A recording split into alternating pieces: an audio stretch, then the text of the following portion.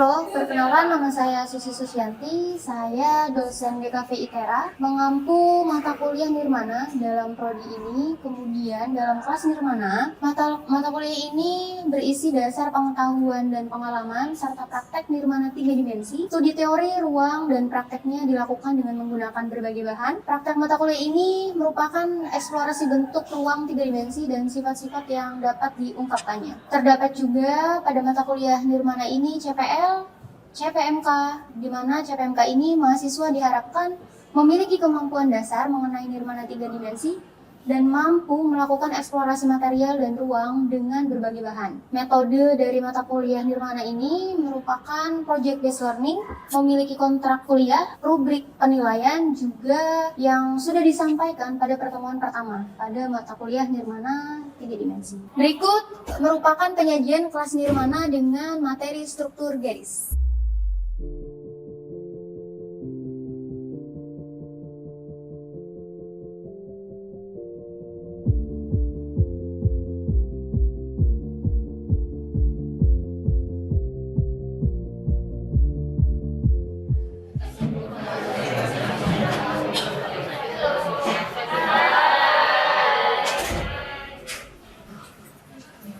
Assalamualaikum warahmatullahi wabarakatuh. Waalaikumsalam warahmatullahi wabarakatuh.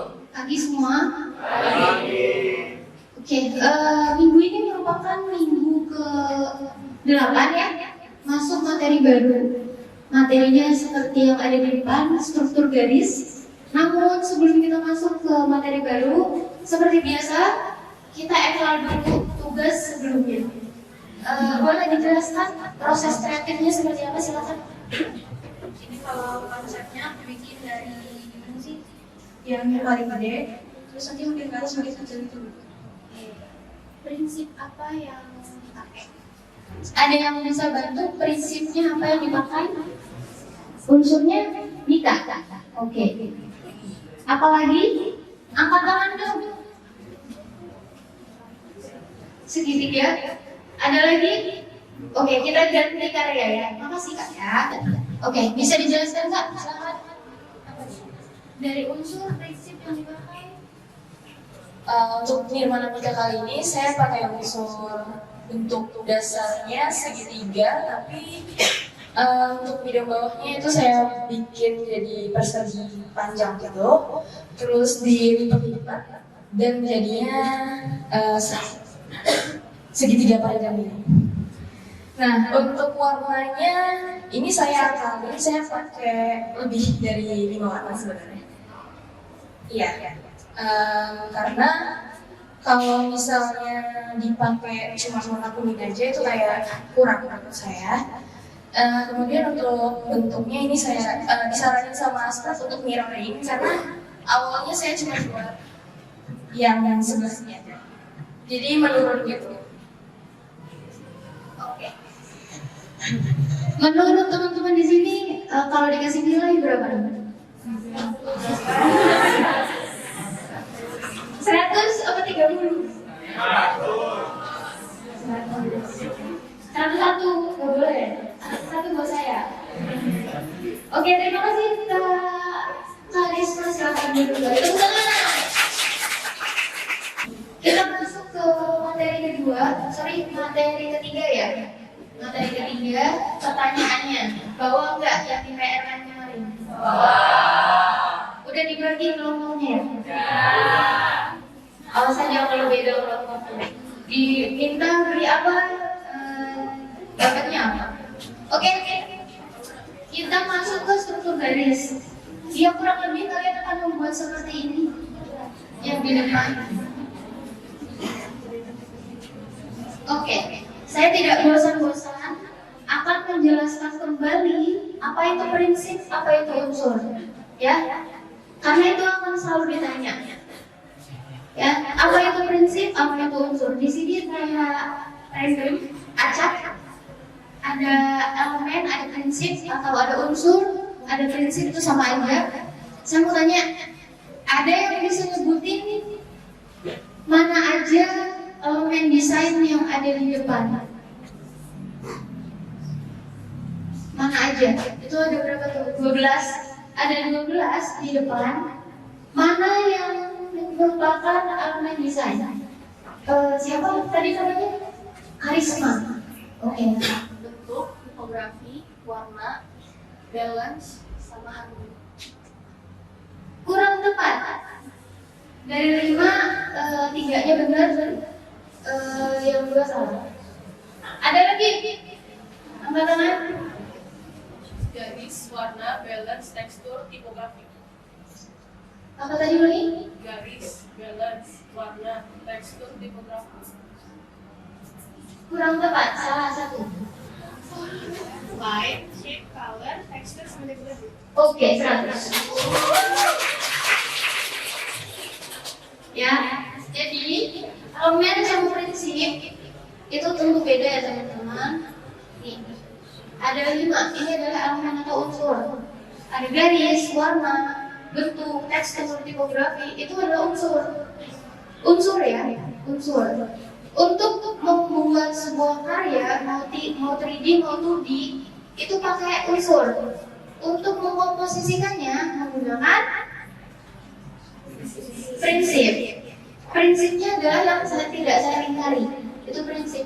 Gimana membuat tipografi balance, ya kan? Ya balance gimana? Gak bisa, balance itu gak bisa diolah. Balance adalah prinsipnya, gitu ya.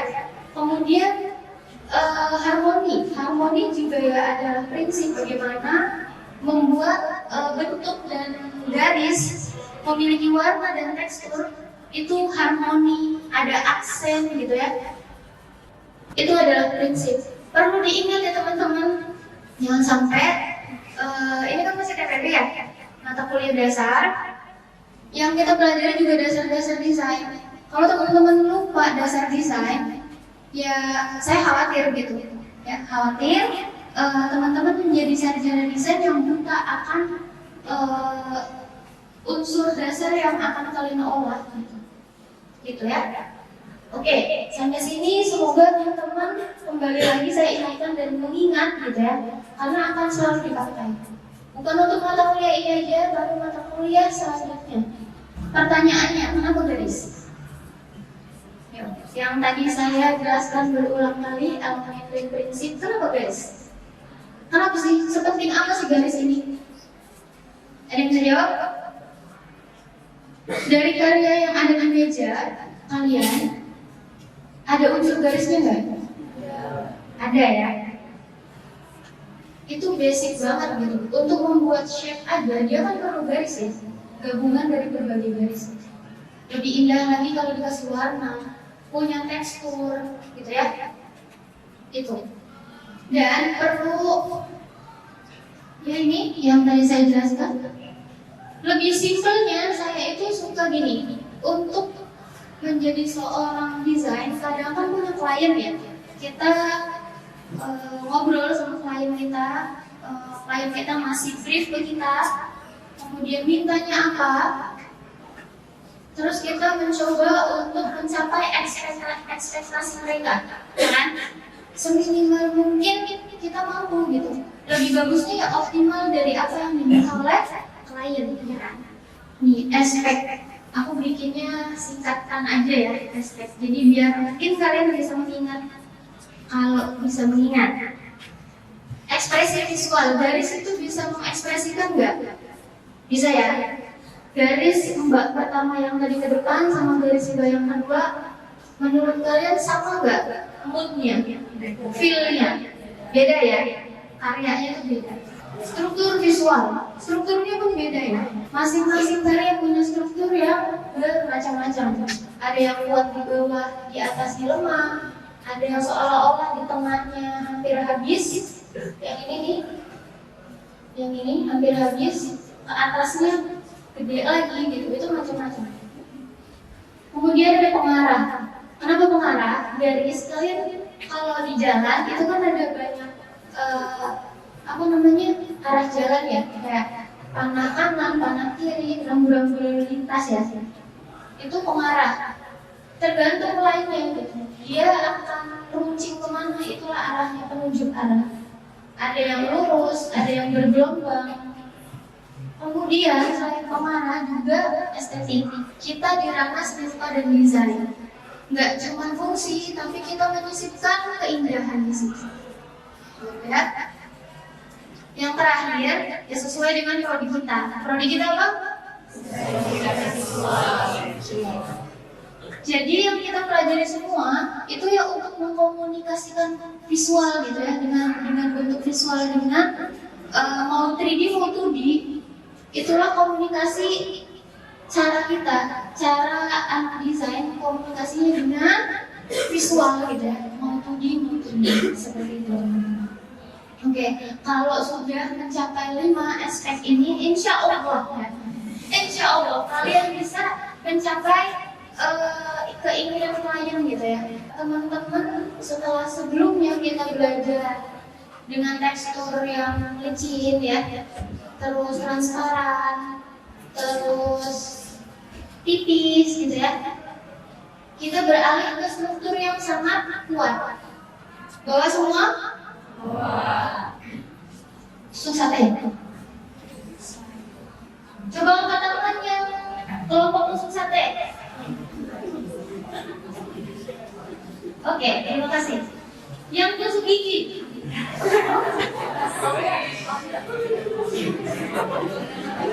Terus material pendukung lainnya misalkan lem atau benang.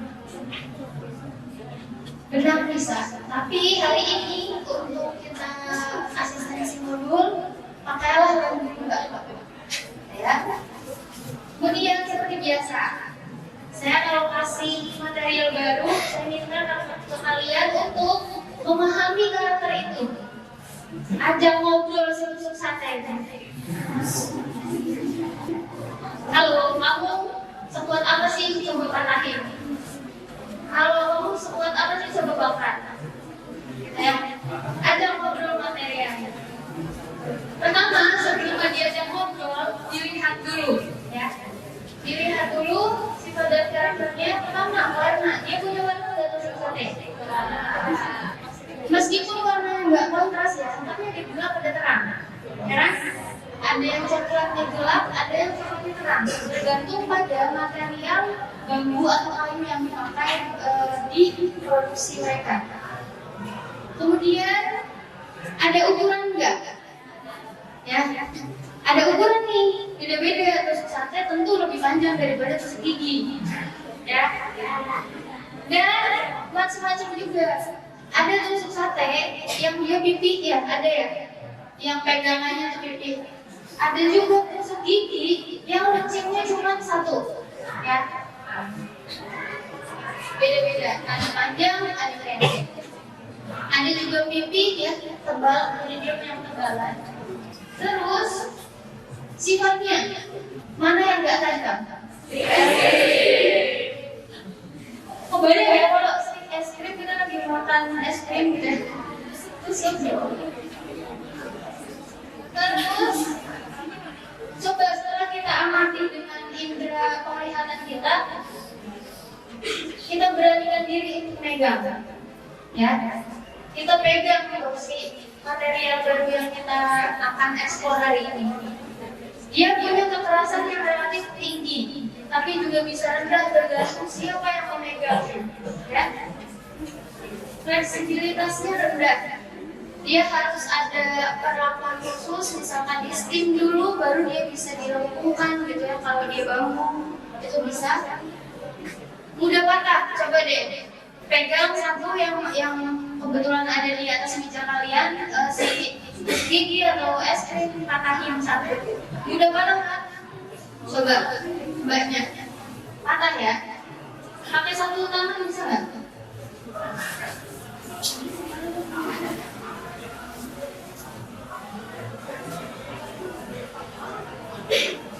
Bisa ya? Oke. Tapi itu satu mudah patah. Coba dia digabungkan menjadi 10. Mudah enggak? Susah ya? Dia relatif bergantung pada siapa yang memegang dia. Dia punya kekuatan berapa gitu. Kemudian ketahanan terhadap beberapa jenis atau zat kimia tertentu. Gitu ya. Kemudian kenyamanan panasnya rendah. Ketika dia dibakar pasti jadi apa? Jadi arang, jadi abu, gosong, terbakar, gitu ya.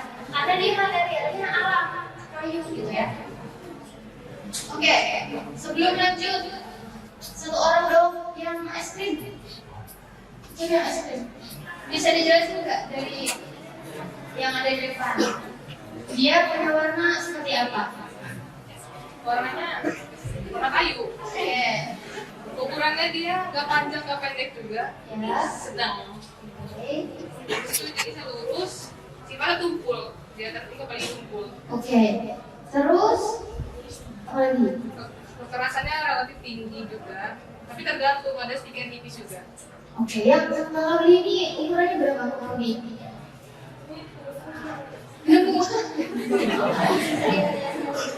Ini yang tebal. Aku Oke. Selama 4 minggu, siapa namanya Kak? Itu Sera namanya. Sera. Kak Sera, selama 4 minggu dia akan bersama dengan stick es krim. Kamu baik-baiklah dengan stick es krim, pahami betul karakter dia, sifat dia. Apakah dia bisa disejajarkan? Apakah dia bisa dituntut? Apakah dia bisa berdiri sendiri? Gitu ya. Oke, tepuk tangan buat Kak Sera. Mari kita masuk ke tugas. Tugas ketiga. Nah, sesuai dengan rencana pembelajaran mata kuliah Nirmana ini ya, CPMK atau capaian pembelajaran pertama yang kita pakai di pertemuan 8 ini untuk tugas 3 ini adalah mahasiswa diharapkan memiliki kemampuan dasar mengenai nirmana 3 dimensi dan mampu melakukan eksplorasi material dan ruang dengan berbagai bahan. Ya, itu capaian di perkuliahan kita. Namun untuk di tugas ketiga ini, material apa atau bahan apa sih yang kita harus pahami betul tadi adalah 3 hal: stick es krim, tusuk gigi, tusuk sate. Oke, itu ya. Kemudian saya harapkan teman-teman memiliki pengalaman belajar dalam mengeksplorasi sifatnya, kemudian bentuknya, ruangnya, volumenya, teksturnya, dan sifat dari yang teman-teman bagi kelompok kemarin ya. Kemudian kriteria dan bentuk dari perkuliahan ini merupakan penilaian tugas praktek individu ya. Kita pakai metode project, jadi teman-teman projectnya adalah individu, namun dibagi berdasarkan kelompok materialnya gitu ya. Kemudian indikatornya yang perlu teman-teman perhatikan setiap tugas ada 4 di sini. Tentu kita butuh yang namanya kreativitas. Kreativitas di situ akan dinilai ya, dinilai tinggi, kemudian kerapihan, kemudian ketepatan. Ketepatan ini baik dari waktu, baik dari ketepatan antar jarak gitu ya, dari tiap modul. Kemudian kompleksitas. Kompleksitasnya sejauh mana nih teman-teman? Apakah biasa saja atau yang ketika lihat karya itu lewat di pinggir jalan kemudian ditinggal, atau ketika lihat itu pengen dibawa pulang? Nah itu menurut dosen saya waktu itu bilangnya gini, untuk menguji karya kalian itu layak atau laku atau bisa diperhitungkan, letakkan di pinggir jalan. Ada yang mau ngambil enggak? Atau ada yang foto deh, sekarang kan biasanya foto gitu ya. Ada yang tertarik enggak? Atau jangan-jangan ditendang gitu? Gitu ya, cara mengukur secara randomnya gitu ya. Kalau di kelas kan kita berbicara sesama orang desain ya. Tapi kalau di luar itu banyak sudut pandang keilmuan lain. Taruh aja punya kalian di pinggir jalan. Kita challenge gitu. Satu kelas dijajar di jalan.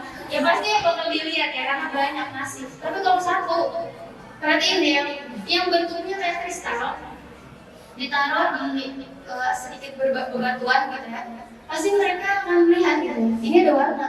Tapi challenge-nya ketika dia tidak memiliki warna kayak tusuk gigi, tusuk sate, taruhlah di pekarangan di pinggir jalan, ada yang mau lihat nggak? Itu bakal terlihat indah atau bagus ketika kalian menggunakan indikator ini. Kreativitasnya tinggi, artinya bagus ya, maksudnya indah gitu ya. Kemudian rapi dan kompleksitasnya tinggi ini, itu bakal menilai yang oke. Kemudian kita di sini berbicara metode dan timeline. Metode kita yang tadi bicarakan ya, metode kelas kita project, dan timeline-nya di sini 4 minggu. Seperti biasa, minggu ini adalah materi dan asistensi modul.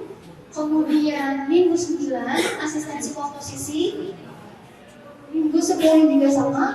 Kemudian minggu 11 kita display seperti yang ada di depan teman-teman ini nanti dinilai. Oke, sampai sini ada yang mau ditanyakan? Clear ya? Oke. Nah, selanjutnya aku mau kasih contoh. Bisa terlihat sampai belakang? Saya. Ini pakai apa nih? Tulisan. Nah, yang di depan ini hanya contoh untuk komposisi ya teman-teman. Tapi materialnya jangan ditiru. Kenapa? Materialnya di mix. Tahu nggak mixnya pakai apa? Nah, jadi gunakanlah material sesuai kelompok yang sudah dibagikan. Jangan iseng bagi dulu tusuk katanya, tapi dia pakainya tusuk gigi. Terus bisa kalian potong ya teman-teman. Bisa dipotong. Disesuaikan dengan modul yang kalian nanti buat gitu ya. Silakan dipotong, dibuat komposisi modulnya, baru nanti kita bicarakan repetition-nya. Ya seperti yang tugas sebelumnya, kalian bikin modul dulu, baru kita bicarakan komposisi. Seperti itu. Ini pure semuanya pakai lem ya, nggak ada bantuan-bantuan. Ini apa? Ini sate.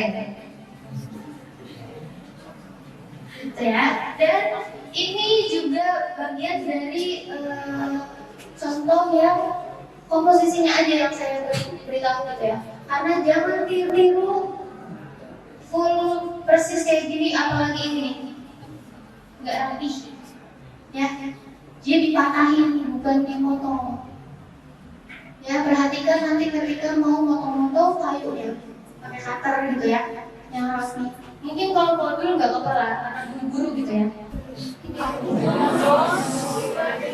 Ini dari apa?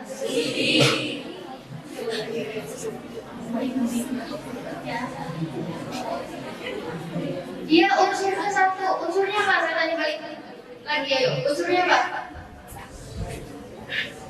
Garis. Garisnya diwakili oleh tusuk gigi. Oke, benar.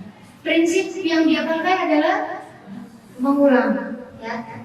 Dia repeat terus ya, muter gitu, konsisten. Gesernya itu konsisten nih. Geser dari sini ke sini sama, dari sini ke sini sama, terus sama. Itu akan enak dilihat gitu. Gitu guys. Ini juga sama. Beda material ya, beda ini. Yes, ini yang tadi, cuman ini dari sudut pandang atas, ini dari dalam dibalik. Nih.